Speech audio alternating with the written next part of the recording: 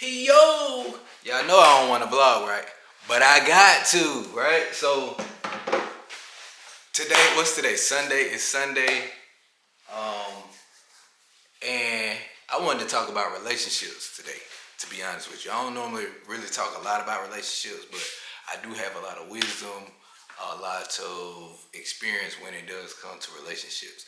I want to let everybody know that the person that you choose to be, the person or persons, however you got your setup, to be involved with is one of the most important decisions that you make on a daily basis. And the reason I say on a daily basis is because you might have a time with this person.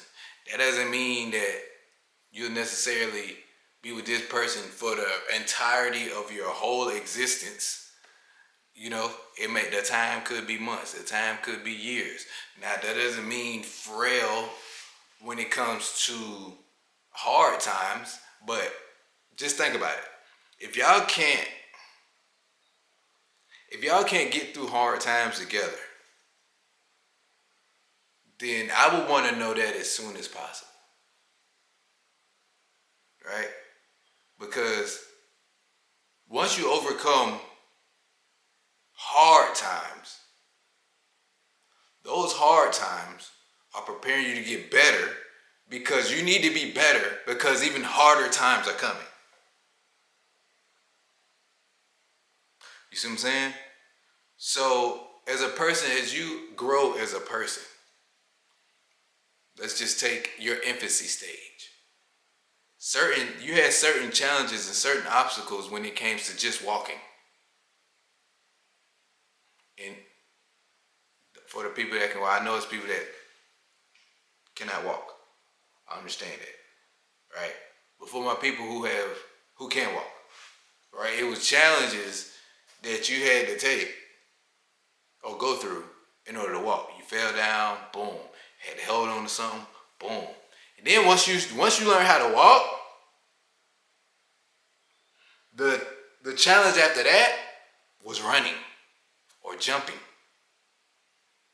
You see what I'm saying? But you were never going to get to running unless you accomplish that challenge of walking. So, going back to what we was talking about as far as relationships. When it comes to relationships, if y'all can't get through the challenges that y'all face today, then that is just foresight of the challenges for tomorrow. You may be growing as individuals, but can you grow as a unit? That's different. Growing as an individual is one thing. Growing as a unit is a whole nother thing. Right? So, let me peep this. The person that you choose should match your aesthetic. What do I mean by that? So, I was peeping this chick recently today, and I was like, damn, she fine as hell. That grass has to be cut. Because it goes with the aesthetic. You know, if there was my 1,000 pound life and you had a female sitting on the damn bed, you know what I'm saying, eating Cheetos and ordering DoorDash and never working out and got a bonnet on, and underneath the bonnet her hair ain't done and it's dry and she a little musty and the pussy ain't shaved and the toes ain't done and the neck, like, for that, her weed, you can look at her and be like, damn, she probably got weeds in her garden. If she got a garden at all, she probably her grad probably this tall, waist height. You see what I'm saying? Her shingles on her roof need to be redone because the aesthetic.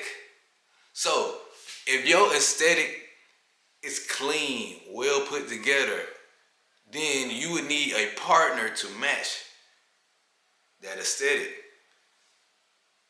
I know a lot of people be like, opposites attract. Opposites can Opposites can complement each other. But it's certain oppositions that you should not settle for in your world or in your environment. And if somebody is improving your world or your environment because of the lack that you had growing up, meaning, say if you're from the hood or the ghetto or apartment life or trailer life, right? And you always had ambitions to have a luxury apartment or a mansion or be in a community, have an HOA, something like that, something to that effect, right? What you was born into was your natural aesthetic that you was born into, but you had ambitions for something greater.